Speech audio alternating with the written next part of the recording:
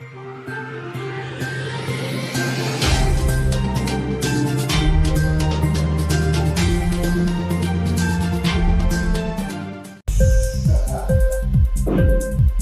TV prime time news కి స్వాగతం.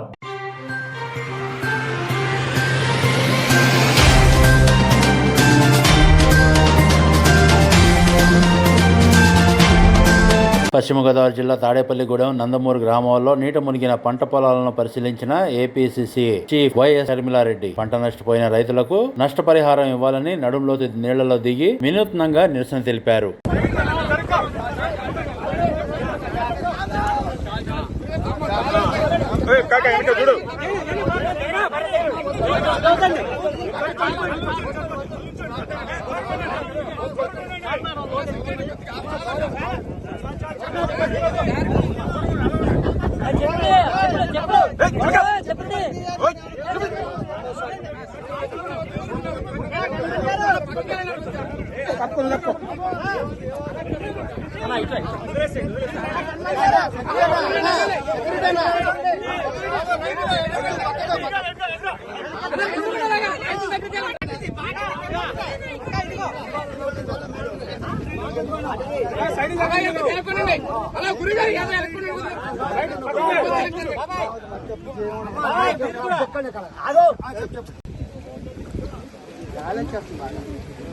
నేను ఇక్కడ ఎంతసేపు ఉంటే మీరు ఇంకో 2 అడుగులు ముందుకేస్తారు.